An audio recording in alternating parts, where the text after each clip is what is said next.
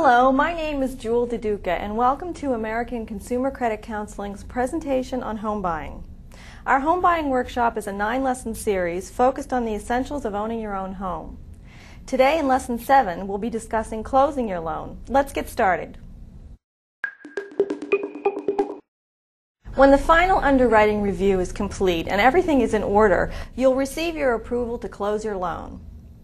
During a closing, you'll sit down with your closing agent to review all of your closing documents, to sign them, and to make any payments still owed.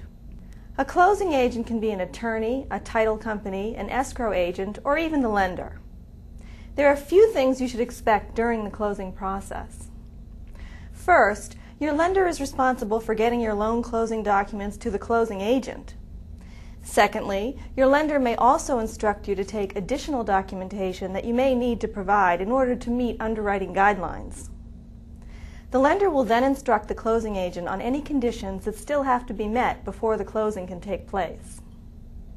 The lender will also send instructions regarding the fees and charges to be collected or credited for the closing. Prior to your closing meeting, the lender should give you an estimate of your closing costs and the balance that you still owe. This estimate should be based on your actual loan amount, date of closing, and costs as agreed upon in your purchase agreements. Once you get to closing, the closing agent will review the actual fees with you directly. It's important that any questions you have about the fees be brought up and resolved before you sign your documents. Do not be afraid to ask questions about anything you don't understand or agree with. It's too late to change or correct anything once the loan is closed. When home buyers first begin thinking about purchasing a home, they're often confused about how much the closing fees will be. Of course, the figure varies on a variety of factors, such as the type of loan you're getting. However, the general rule of thumb is that most loans will require a minimum of 3 to 8% of the purchase price to cover the down payment, closing cost, and prepaid escrow setup expenses. Home buyers can purchase loan products that require no or lower down payments. However, these types of loans often have a higher interest rate and fees. When you receive your written estimate from the lender, you may be surprised to see numerous fees that were charged on your behalf. It's important that you be familiar with all of the fees required to purchase a home.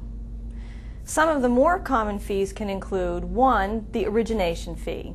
This is the cost associated with handling and preparing your loan paperwork, and this fee will usually be about 1% of your loan amount. 2. is the loan discount point fees. This is a fee that you can pay to lower the interest rate on your mortgage. 3. there will also be an appraisal fee. Again, this appraisal sets the market value for your home.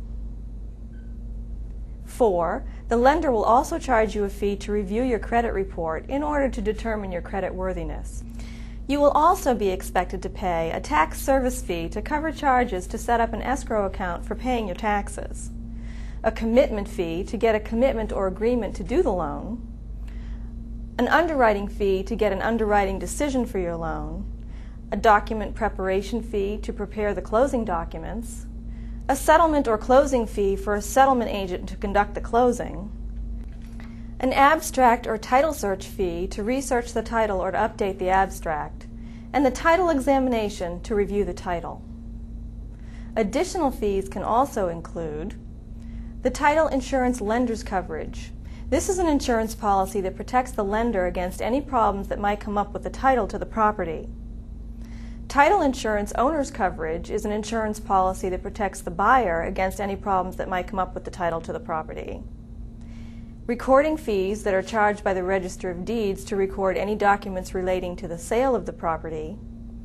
State tax, which is a transfer fee charged by the state on all property transactions. Survey fees, if you had a survey conducted. And finally, inspection fees for the various inspections that were necessary for the purchase of your home. Some lenders may also opt to collect some money up front to put into an escrow account to make sure that it will not be short when the bills come due. Shortages do occur because of the time delay for your first payment. For instance, if you close your loan on June 12th, the first payment on your loan would not be due until August 1st. In this case, you'll be living in your home from June 12th to July 30th without having made a payment. This delay can occur because most lenders need 30 days from the date of closing to set up your account into their system. However, during this time frame, you'll still owe interest, taxes, and insurance even though a payment was not collected. The interest that accumulated during this time is referred to as odd days interest. Upon closing, you'll also be required to pay the premium for 1 full year of homeowners or hazard insurance. Depending upon the type of loan that you have, you may also need to pay the premium for your mortgage insurance. The lender will also need to collect property taxes from you in order to bring you current with the payment cycle for taxes. During your closing meeting, there are a variety of documents you'll need to sign and should be familiar with. These documents include 1. The HUD settlement statement.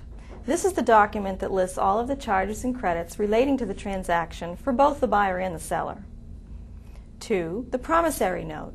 This is a legal document that states how much you're borrowing, under what terms you're promising to pay it back. It will show your interest rate, the length of your loan, the date your payments start, and where your payment should be sent.